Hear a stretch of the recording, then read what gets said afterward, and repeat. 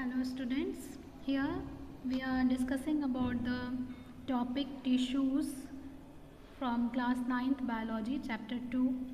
In the previous video we had discussed about the plant tissue, in which we have studied that the plant tissues are of two types, and the first one is meristematic tissue and another one is permanent tissue. The meristematic tissues are those tissues which have the dividing capacity throughout their life and responsible for the growth of the plants, the primary growth and the secondary growth of the plants. Here in this video we are going to discuss the second type of tissue of the plants, and that is permanent tissue. So first of all, what are the permanent tissues? A permanent tissue is a group of cells in which the growth has either stopped or completely or for the time being. The permanent tissues are those tissues which have lost their dividing capacity and have become the permanent.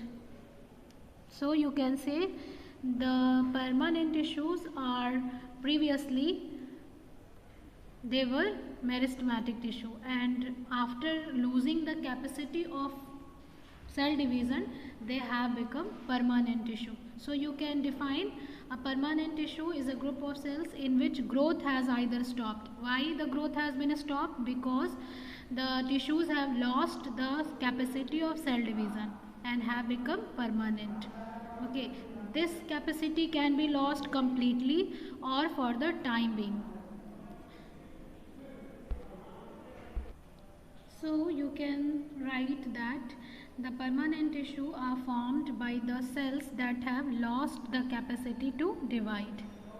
Now these cells may be dead or alive, thin-walled or thick-walled. The cells of this tissue can be dead or can be alive, and the wall of this the cells of this tissue can be thick or thin according to the need of the part of the plants. Now, permanent tissues are formed by the growth of meristematic tissues. As I said earlier, the permanent tissue were meristematic tissues and they have lost the capacity of cell division and they have formed in the form of permanent tissue. Now, the process of taking permanent shape, size and function is called differentiation. The meristematic tissues convert into the permanent tissue by the process of differentiation. What is differentiation? The process of taking permanent shape, size and function by the cells is called differentiation. So, permanent tissues are the tissues which were earlier the meristematic tissues and they have converted into permanent by the process of differentiation. They have got the permanent shape, size and function in the parts of the plant's body. Further, on the basis of the function performed by the permanent tissues, they are of two types. One is simple permanent tissue and another one is complex permanent tissue. So, what is simple permanent tissue and what is complex permanent tissue we will discuss now. Simple permanent tissues are the tissues that are made up of one type of cells which resemble each other and perform similar function. Means the cells found in the simple permanent tissue, they are alike, means they resemble each other. It means they are of similar types and perform the similar function. They look alike, their appearance are alike and they do the common and similar function, and that's why this kind of permanent tissue is called as simple permanent tissue. Now further, this simple permanent tissue is categorized into three types. First one is parenchyma, second one is collenchyma and third one is sclerenchyma. So what are these tissues? We will discuss now. First of all, we will discuss about the first kind of simple permanent tissue, and that is parenchyma. So parenchyma are generally found in all type of plants. The cells which are found in the parenchyma, they are living, and the cell wall is thin, very thin. The cell wall of the cells of parenchymatous tissue is very thin and made up of which substance? Made up of cellulose. Now, the cytoplasm of the cells of parenchyma is dense, the nucleus is small, and the cells of parenchyma tissue have large central vacuole. The shape of the cells vary, that can be rounded, oval, polygonal or spherical. And the most important, the cells of the parenchyma are loosely packed, means they have large intercellular space.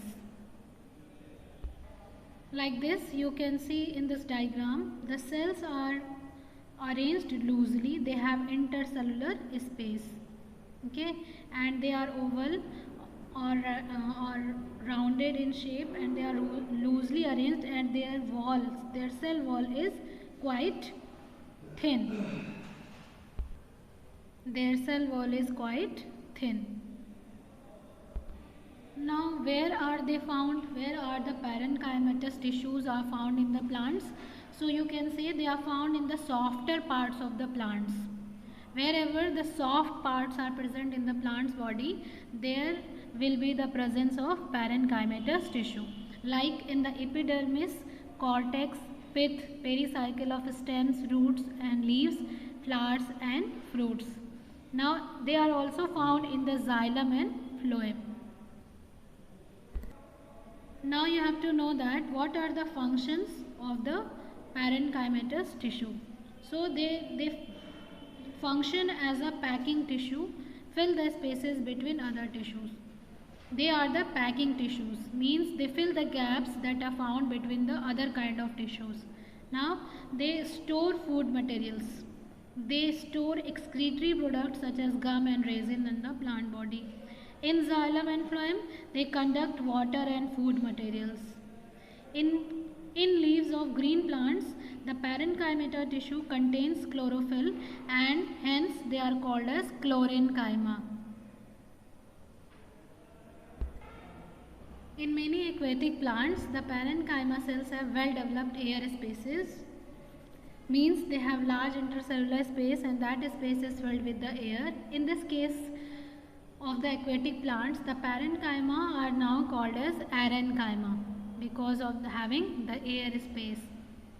Now, these air-filled intercellular spaces give the buoyancy to the plants and help them float in the water.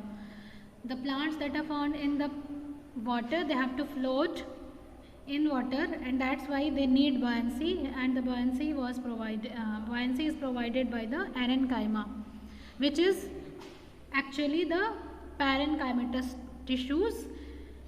Because of having large air spaces, they will be called as arenchyma.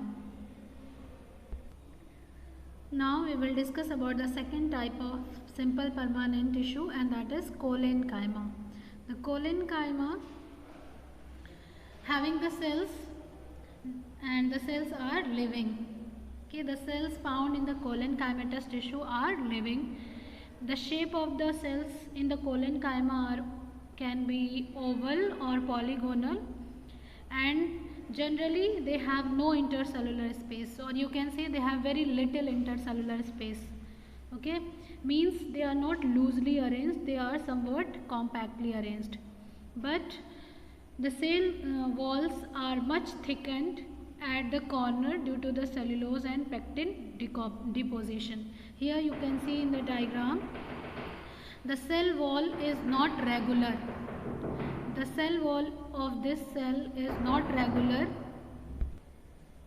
because of the deposition of the extra deposition of cellulose and pectin at the corner, and because of this the cell wall is not regular and it shows the irregularity. Okay.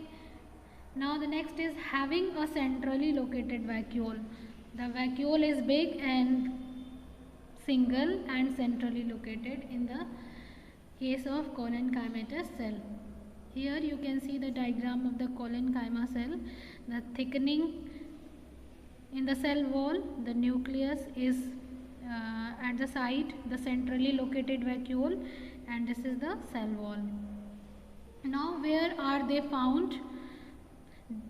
What is the distribution of the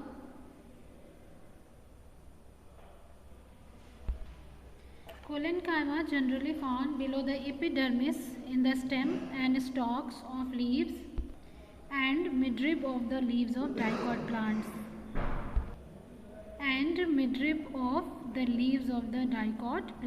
The collenchyma is absent in the monocot stems. Now what is the function of the collenchyma? The function of collenchyma is to provide flexibility and tensile strength to the plant's body. Because of the irregular thickening in the cell of the collenchyma tissue, they have the flexibility and hence provide tensile strength. Means when the pressure occurs on the parts of that plant, so that part of the plant will not break. Instead of breaking, it will bend because of the flexibility. So the collenchyma provides flexibility and tensile strength to the plant's body, and it provides elasticity to the plant organs, and due to this the leaves and the stem can bend without breaking. Okay, and they can also store the food as well. So this is the main function of the collenchymatous tissue in the plant's body. Next type of simple permanent tissue is sclerenchyma. Now the cells of these tissues are dead. The important thing to notice is the cells found in the sclerenchyma are dead and their cell walls are thickened due to the lignin deposition. The cell wall of the cell of sclerenchyma is very thick due to the lignin deposition. Now because of the very thick cell wall, the central cavity of the cell is greatly reduced, and generally the cells are long, narrow with the tapering ends. Further, the sclerenchyma tissue are of two types. The first one is known as fibers, sclerenchyma fibers, and another one is known as sclerites. In this diagram you can see that how the cell wall of the sclerenchymatous cells are very thick. Okay, so this is the thickening of the cell wall, and the cell wall has simple kind of pits. So because of the presence of the thick cell wall, the internal lumen of the cell will be reduced. Now where are they located in the plant's body? So the sclerenchyma occur in the vein of the leaves and in the hard covering of seeds and nuts. Generally you would have seen that the vein of the leaves are hard so that they cannot collapse. Okay, and you would have seen the hard covering of the seeds like walnut and coconut. So they have sclerenchymatous tissue for hardening. Okay, now they form an important part of the bark of the trees. The bark of the trees are also made up of sclerenchyma, and they are form of dead tissues, and these dead tissues is generally sclerenchyma. Now what is the function of the sclerenchyma? The function of sclerenchyma is to provide mechanical strength. As you know, the cells of the sclerenchyma are dead and they have thick cell wall, so because of this feature they provide mechanical strength and they make the plant hard and stiff, because they are made up of very thick cell wall, and that cell wall is very hard and rigid. Due to this reason they make the plant hard and stiff. They give support and strength to the plant's part. Afterwards, we have to discuss about the difference between the parenchyma, collenchyma and sclerenchyma. So here you can compare between these three simple permanent tissue. Like in parenchyma, the cells are living, means the cells which are found in the parenchymatous tissue are living. In collenchyma, here also the cells are living, but in case of sclerenchyma the cells are dead. So this is the difference.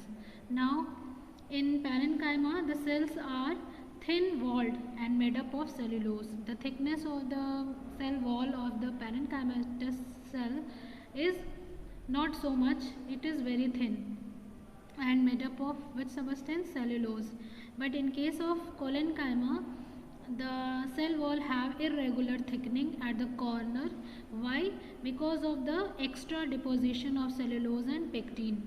They show the irregularity in the cell wall because of the deposition of cellulose and pectin at the corner of the cell wall. Here in case of sclerenchyma, the cell wall is very thick and lignified. The thickness is because of the presence of the lignin.